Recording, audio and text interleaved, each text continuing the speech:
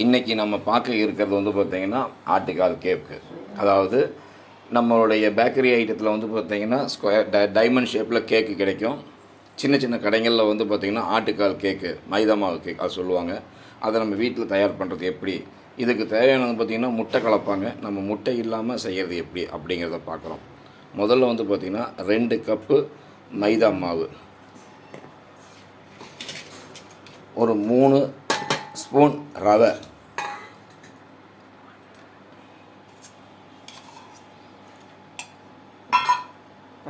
பச்சரிசி மாவு ஒரு 3 ஸ்பூன். இது கூட வந்து பார்த்திங்கன்னா நல்ல அரை கப்பு சர்க்கரை. இந்த சர்க்கரை வந்து வாசத்துக்காக வந்து பார்த்திங்கன்னா ஒரு 4 ஏலக்காய் கலந்துருக்குது. கொஞ்சம் சாஃப்ட்னஸ் கொடுக்கறதுக்காக வேண்டி பார்த்திங்கன்னா பேக்கிங் சோடா, சுவையை கூட்டுறதுக்கு கொஞ்சோண்டு உப்பு. இது எல்லாத்தையும் நல்லா கலந்து இது கூட வந்து பார்த்திங்கன்னா ஒரு 3 ஸ்பூன் நெய்,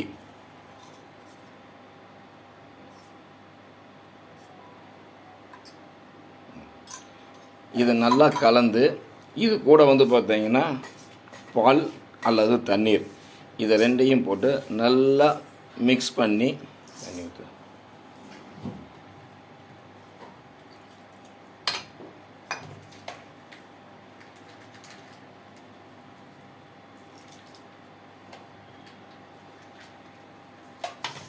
நல்லா தண்ணி ஊற்றி நல்லா மிக்ஸ் பண்ணிக்கணும். நல்லா வந்து சாஃப்ட்னஸ் வர அளவுக்கு நல்லா இந்த மாதிரி பிசைஞ்சு ஒரு 10 நிமிஷம் ஊற விடணும். என்ன காரணம் அப்படின்னா, நம்ம போட்டிருக்கிற சர்க்கரையும் நம்ம போட்டிருக்கிற ரவையும் வந்து பார்த்திங்கன்னா ஒன்றோட ஒன்று மிங்கிள் ஆகணும். இதற்கு ஒரு 10 நிமிஷம் டைம் ஆகும். ஸோ 10 நிமிஷம் நம்ம இதை அப்படியே ஒரு பவுல் போட்டு மூடி வச்சுருவோம்.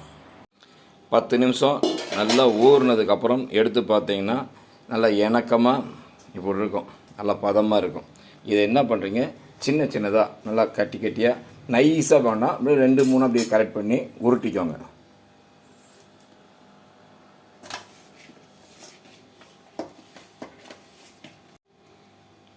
சும்மா அப்படியே கையில் ஒரு சின்ன உருண்டை உருட்டி இதற்கு நடுவில் வந்து பார்த்திங்கன்னா நல்லா கொதிக்க வச்சு எண்ணெயை முதல்ல கொதிக்க வச்சிடணும்.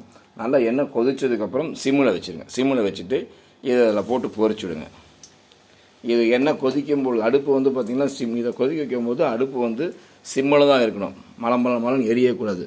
எவ்வளோக்கு எவ்வளோ சிம்மில் இருக்கணுமோ அவ்வளோக்கு எவ்வளோ சிம்மில் வச்சு, ஆனால் எண்ணெய் நல்லா கொதிச்சிடணும்.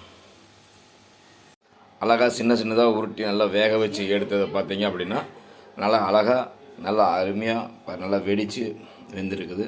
சுவையான ஆட்டுக்கால் கேக்கு ரெடி. குழந்தைங்க வந்து பார்த்திங்கன்னா இந்த கிறிஸ்பி செய்கிறதுக்கு அதிகபட்சம் ஒரு அரை மணி நேரம் தான் ஆகும். சாயந்தரம் பசியோடு வரக்கூடிய குழந்தைங்களுக்கு வீட்டில் ஏதாவது காலேஜ் முடித்தோ ஸ்கூல் முடித்தோ பிள்ளைங்க வரும்போது அவங்களுக்கு ஒரு அருமையான டிஷ்ஷு வீட்டில் நாமளே தயார் பண்ணி கொடுப்போம். இந்த வீடியோ பிடிச்சிருந்தால் லைக் பண்ணுங்கள், ஷேர் பண்ணுங்கள், சப்ஸ்கிரைப் பண்ணுங்கள். தேங்க்யூ.